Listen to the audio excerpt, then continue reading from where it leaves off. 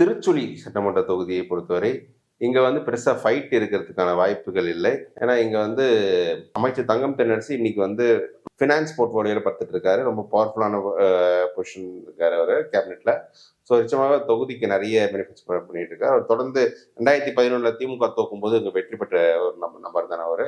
தொகுதிக்குள் நன்கு பரிச்சயமானது நபர் தான் அவரு. இங்க வந்து திருச்சுழிக்குள்ள தேமுதிகவோட இம்பாக்ட் பெருசா இருக்காது.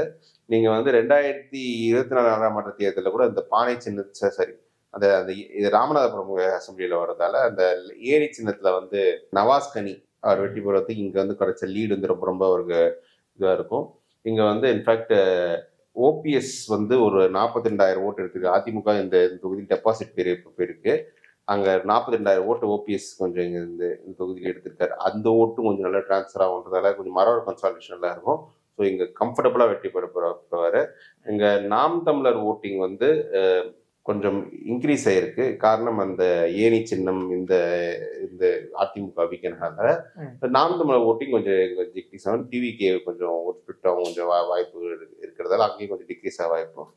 ஸோ இங்க கம்ஃபர்டபுளா இங்க தங்கம் தென்னரசு வெற்றி பெற வாய்ப்புகள் தான் இருக்கு இந்த தொகுதி.